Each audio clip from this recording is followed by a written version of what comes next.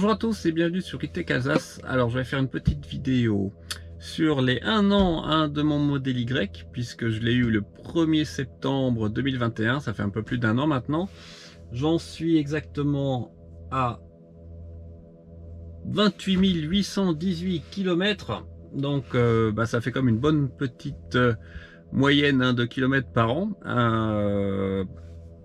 principalement pour aller au travail, et aussi pour aller dans la région de Bordeaux, dans la région de Biarritz, ou pour aller à Nice. Donc voyez, j'en ai bien profité. C'est toujours la même chose, quand vous avez un véhicule électrique qui vous permet de voyager loin, ou même pas loin, vous l'utilisez carrément beaucoup plus que si vous avez encore un véhicule thermique. Donc là, c'est le gros avantage.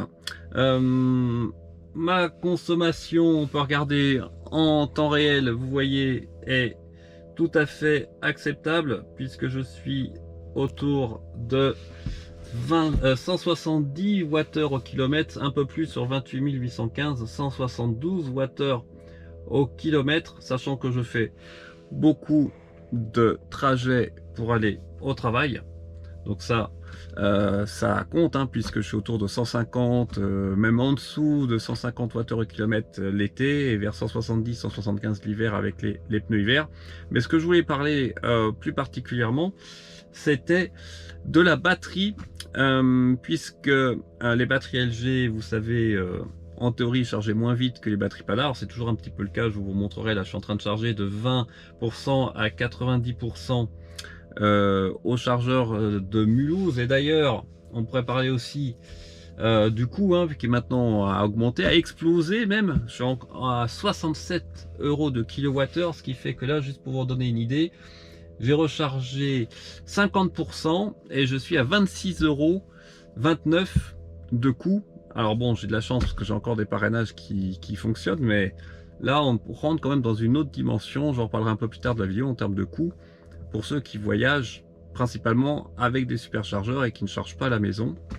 Heureusement, on a le bouclier tarifaire entre guillemets qui va nous protéger quand même un peu pour l'année qui vient, en termes de prix au kilowattheure à la maison. On est autour de, moi je veux dire, globalement pour l'instant, si je comprends l'abonnement, je vais être autour de 20 centimes du kilowattheure. Donc je vais être encore à peu près à 3 € les 100 km en été. Mais bon, ça va quand même augmenter l'année prochaine, c'est clair. Mais je voulais surtout vous parler de la batterie LG, qui a deux grandes qualités pour moi. La première, c'est que, bon, en termes de déperdition de batterie, je vais vous mettre ça tout de suite de toute façon sur l'écran, ça reste quand même raisonnable, puisque j'étais à peu près à 73,5 kWh au départ, sur 75 en nominal full pack. Je suis descendu à 71,5, j'ai perdu 2 kWh, et donc mon autonomie est passée de 495 à 480 km, sachant que j'utilise pas mal de superchargeurs depuis cette année. Franchement, je me suis pas privé. Donc ça, c'est le premier point, c'est-à-dire que la charge, en tout cas la batterie, la déperdition de la batterie est tout à fait raisonnable, mais ça on le savait déjà. Mais le gros point positif du pack LG, je vais vous le mettre tout de suite en incrustation dans la vidéo, c'est que les performances de la voiture restent tout à fait acceptables. Quel que soit, en tout cas jusqu'à 20% de batterie, franchement, vous sentez pas une énorme différence. Je vais vous montrer là, puisque j'ai pu faire un 0 à 120 chez nos confrères compatriotes, si je peux dire, allemands. Et vous verrez que je fais toujours le 0 à 100 en 5 secondes 5 avec simplement 30% de batterie, ce qui est vraiment remarquable. Le 80 à 120 en moins de 3 secondes, je crois 2 secondes 9. Alors ça serait un petit peu mieux, j'ai tenu les 5 secondes quand j'étais à 80 ou 70% de batterie, mais là pour dire, voilà, même à 30%, mais probablement aussi à 25% de batterie, je perds pas en performance. C'est quand même super agréable par rapport, avec mon ancienne modèle 3 Ghost, quand même, quand j'arrivais en dessous de 30%, je sentais quand même une différence en termes de puissance, même si c'était une Ghost, donc un modèle performance particulier. Donc ça, c'est quand même le gros point positif. Vous voyez là, je me suis même à 483 km d'autonomie en ce moment même. Bon, je suis en train de recharger. Autrement, que dire de la voiture au bout d'1 an? Il n'y a rien à changer d'une certaine façon. Les suspensions sont toujours aussi dures. Bon, alors on s'y fait, mais peut-être qu'elles se sont un peu ramollies, si je peux dire, avec cette année, mais ça ne me change pas par rapport au modèle performance, c'est comme ça, qui est beaucoup plus confortable malgré des jantes plus larges, 21 pouces, moi j'ai du 19, bon. Faudrait voir si le modèle propulsion est plus confortable que mon modèle long range, celui qui vient de Chine évidemment. Et puis l'autre question évidemment qu'on m'a posé souvent, est-ce que finalement j'aurais pas dû changer pour un modèle propulsion, puisque pour être honnête, il y a encore quelques semaines de cela, je pouvais revendre à Tesla ma voiture plus chère que je l'avais achetée, puisque j'avais été 58 000, mais la reprenait plus cher. Donc j'aurais fait une belle culbute financière en prenant la propulsion, et après de longs moments de réflexion, j'ai décidé que non, je vais garder la LR pour deux raisons principales. La première, c'est que on s'habitue un peu aux performances de la voiture quand même. Je suis passé d'une Ghost qui était une fusée, puisque je faisais le 0 à 100 en 3 secondes 2. Alors on va me dire ça sert pas à grand chose, mais n'empêche que des fois qu'on veut accélérer, ça fait toujours plaisir quand on sort d'autoroute ou quand on veut dépasser, d'avoir des reprises fulgurantes. À 5 secondes, ce qui est déjà plus que suffisant, voire 5 secondes 5, et passer en 2 ans ou 1 an d'une Ghost à une propulsion modèle Y qui fait de 0 à 100 en 7 secondes, 7 secondes 5, je pense que personnellement j'aurais quand même un peu de mal. C'est quand même agréable cette sensation de puissance si nécessaire. Et puis encore, j'ai pas le mode boost que je compte bien essayer prochainement sur mon modèle Y qui peut améliorer encore les performances si c'était tant soit peu nécessaire. Donc voilà. Et puis il y a aussi évidemment le deuxième facteur très important. Pourquoi je garde mes LR, c'est que quand même en cas de conditions, on va dire, difficiles, si j'ai besoin d'accélérer fort, on va dire par route détrempée, etc., mouillée, les 4 roues motrices, c'est quand même un sacré argument de sécurité, puisque les roues avant vont tracter, j'aurai pas de problème de chasse du train arrière, même si la propulsion va gérer ça très bien. Et puis en plus, moi, je peux aller aussi en montagne l'hiver dans les Vosges. Donc, avoir 4 roues motrices, avec le mode 4x4, j'avais fait une vidéo sur le mode 4x4 pour vous montrer comment marcher le mode 4x4 avec Scalme et Tesla, qui montrait vraiment bien que jusqu'à 90 km/h, quand vous accélérez, c'est bien les 4 roues qui soit tractent et propulsent par rapport au mode classique. Voilà, tout ça fait que je garde le LR. J'aurais pu peut-être passer à la version performance, mais là, gros souci pour moi, c'est qu'elle retombe à 14 cm de hauteur de caisse, et ça, c'est pas possible pour moi, pour les différentes habitations, maisons d'amis, etc., où je dois aller.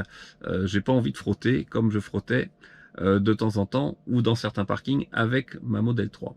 Autrement, au niveau de la voiture elle-même, hors confort, un peu raide comme d'habitude. L'autre point négatif, c'est les sièges. J'en ai déjà parlé des dossiers. Quand l'été, alors là ça va aller mieux, mais on transpire du dos. J'ai pas trouvé de solution. Peut-être, alors moi j'ai les sièges noirs, peut-être que les blancs aident un peu, mais il y a vraiment, ça aurait été bien qu'ils soient micro perforés, voire ventilés. Mais je me rappelle pas d'avoir eu ça avec mon modèle 3 Performant Ghost, ma modèle 3 Ghost. Donc ça c'est vraiment pas très agréable en été quand vous avez le dos tout trempé. Une fois que vous avez conduit, même en même temps la clim à 20 degrés. Bon, mais au niveau de la finition, j'ai pas grand chose à dire. J'ai pas trop de gris-gris. Vous voyez là, ça reste tout à fait acceptable. J'avais juste un bruit ici. Voilà, alors je me suis peut-être habitué au niveau de ce montant de porte là. Et là vous entendez, moi j'entendais beaucoup, mais peut-être que maintenant je me suis habitué, mais je vais peut-être aller voir Tesla pour ça. Autrement, la peinture, aucun problème, c'est la peinture blanche, multicouche. Pour tout vous dire, je la lave au rouleau quand même.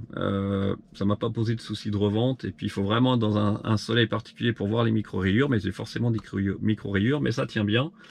Les pneus par contre, juste plus les pneus qu'avec la Model 3 grosse. Peut-être parce que je conduis un peu plus vivement. Et la voiture est plus lourde aussi. Donc les pneus arrière, même les pneus avant, je pense qu'ils s'usent plus vite quand même. Alors ça avait des Michelin, là j'ai pas des Michelin.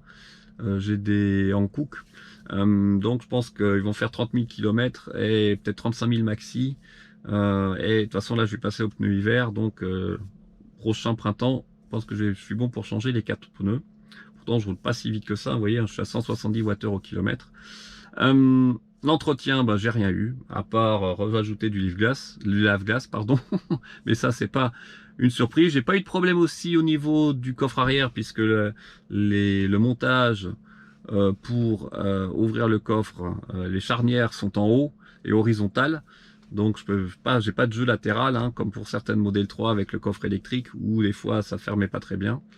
J'ai pas eu de problème non plus de sellerie. Alors si, j'ai juste ici sur le côté, je peux vous montrer là, on va regarder ça. Vous voyez ici, à force de m'asseoir, et ben voilà, j'ai un peu le côté du siège qui est un peu plissé, mais autrement les coutures tiennent très bien. Bon, l'écran évidemment, j'ai aucun problème. J'ai pas le souci que j'avais avec la modèle 3 avec les sièges blancs, des taches au niveau des sièges arrière avec la ceinture noire. Ça évidemment, aucun problème. On va faire le tour de la voiture pour vous montrer la qualité. Voilà, vous voyez la peinture notamment, vous voyez les pas de caisse là. Bon, c'est un peu sale, désolé, mais c'est bien. Même les bas en plastique là n'ont pas trop souffert, hein. Donc ça c'est plutôt une bonne nouvelle. Donc qualité de peinture nickel. On va voir devant au niveau des phares. Vous voyez, j'ai pas de buée au niveau des phares qui s'est déposé. On va regarder au niveau des feux arrière. J'ai pas de buée non plus, hein, qui s'est déposé au niveau des feux. Si j'ouvre le coffre que je vais vous montrer, vous voyez, au niveau des charnières, bah, j'ai pas le problème des modèles 3 où la charnière est ici avec un mécanisme de fermeture qui peut avoir un peu de jeu, donc ça c'est pas mal. Et puis aussi le fait, pourquoi pas ne pas prendre un modèle 2022, c'est que là j'ai donc une protection de coffre que j'ai acheté moi-même, hein, et qui, le gros avantage c'est qu'il se replie complètement, donc c'est complètement différent du système avec les nouveaux modèles Y où bah, c'est compliqué, vous ne savez pas quoi faire du haut de la protection de coffre. Une fois que vous l'avez déplié, il s'enroule pas comme le mien. Donc moi je trouve le mien finalement plus pratique pour pouvoir l'utiliser quelles que soient les circonstances, et puis je peux le laisser ouvert comme ça complètement, j'ai pas à le déposer au fond du coffre, donc ça c'est plutôt pas mal. Bon, vous voyez, ça marche toujours bien, hop, voilà, pas de problème. On va refermer le coffre.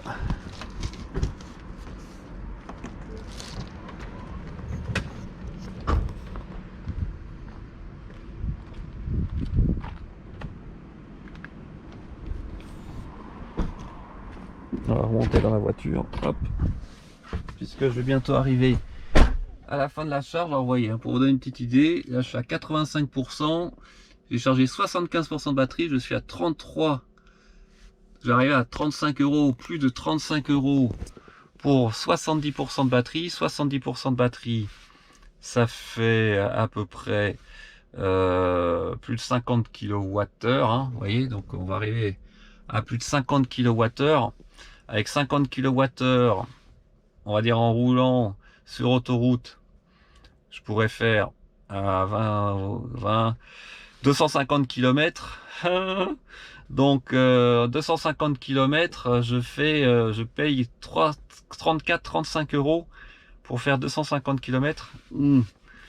Ça fait cher, c'est clair que ça fait cher. Donc heureusement qu'on peut encore charger à domicile à des tarifs très compétitifs. Alors on pourra reparler aussi dans d'autres vidéos, hein, de ce qui va se passer pour l'hiver. Pour la charge, on pourrait avoir des restrictions de charge dans les heures critiques, hein, où la demande est très forte, mais heureusement ça n'impactera pas la nuit. Donc pour l'immense majorité d'entre eux, je vois pas trop de soucis. Si vous rechargez la nuit pour le lendemain, en plus à une charge plutôt faible, hein, à la maison on est souvent en dessous de 7 kW, devrait pas avoir trop de soucis. Voilà, bah écoutez, j'espère que ce petit retour vous a plu. En conclusion, je garde mon modèle Y 2021, donc en plus j'ai pas le processeur Ryzen, hein, pour le multimédia, donc c'est un peu moins rapide que le nouveau, mais honnêtement pour moi ça me convient. Il y a quelques petites fonctions sympas, je sais pas si vous avez vu au niveau de l'entretien. Maintenant on a la pression recommandée à froid, et puis vous avez même l'heure à laquelle la dernière prise de pression d'enregistrement des des pneus a été faite. Et puis surtout, vous l'avez aussi maintenant dans l'application Tesla, hein, quand vous allez dans l'application, vous pouvez avoir je vous montre ici, avec la nouvelle version de l'application, puis la 2022.28, vous avez aussi exactement la pression. Donc ça, c'est très pratique pour savoir à distance, vérifier, notamment quand la température baisse, eh ben, on n'est pas obligé d'attendre de rouler pour avoir la mise à jour de la pression des pneus. Donc vous pouvez anticiper le soir quand vous rentrez ou le matin avant de partir, quand la température est fraîche, ah bah oui, les pneus sont en dessous de 2,9 bars, donc je peux remettre un coup de pression des pneus avant de partir. Voilà, bah écoutez, je m'arrête là. Je vous souhaite une très bonne semaine qui vient sur E-Tech Alsace, pas Tesla Alsace, E-Tech Alsace, il faut que je m'y fasse. Et on se dit à très bientôt. Ciao.